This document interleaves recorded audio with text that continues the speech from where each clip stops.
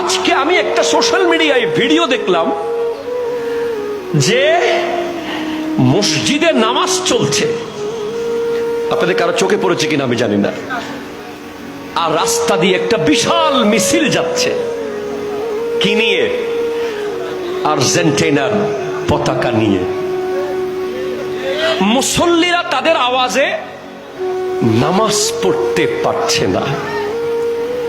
হ্যাঁ, তোমরা খেলছো, খেলা দেখছো, দেখো, এটা নিয়ে এমন উন্মাদনা, এমন উল্লাস, এমন ঝগড়া, এমন বিবাদ।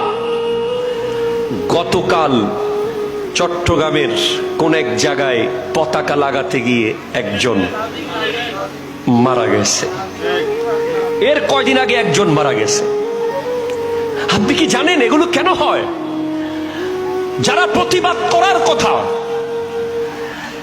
যাদের মিলাদুন্নবীর জুলুস দেখলে চুলকানি বেড়ে যায়, আর্জেন্টিনার মিছিল দেখলে আওয়াজ বন্ধ তাদের, ঠিক কিনা? জোরে কথা বলেন।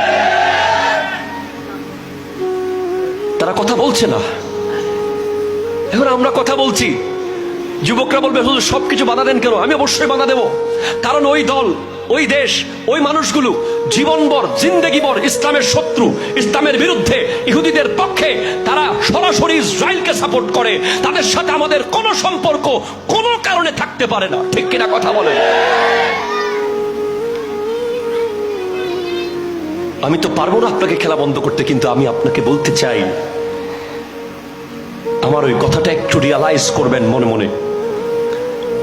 পৃথিবীর কোরআনুল কারীমের আকিমুস সালাত ওয়া আতুজ যাকাত, আকিমুস সালাত ওয়া আতুজ যাকাত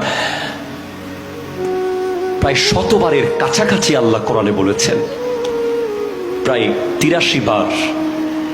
এতবার অর্ডার দেওয়ার পরেও আল্লাহ আপনাকে মসজিদে নিতে পারে নাই, কিন্তু আপনাকে আর্জেন্টিনা আর ব্রাজিলের প্লেয়াররা জাস্ট টাইম, নো কমপ্লেন, টেলিভিশনের সামনে, স্ক্রিনের সামনে নিয়ে গেছে, ঠিক কিনা? কথা জোরে বলেন।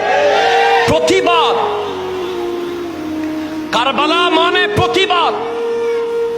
যারা অন্যায় দেখে চুপ থাকে তাদেরকে শয়তান বলা হয়েছে হাদিসে, ঠিক কিনা? জোরে কথা বলেন। তারা বোবা, শয়তান বোবা, যারা অন্যায় দেখে চুপ থাকবে। আজকে সমাজের অবক্ষয় কেন? আজকে সমাজের বিয়ে বাড়িগুলোতে গান কেন? আজকে কমিউনিটি সেন্টারগুলোতে নারী পুরুষের অবাধ মেলামেশা কেন?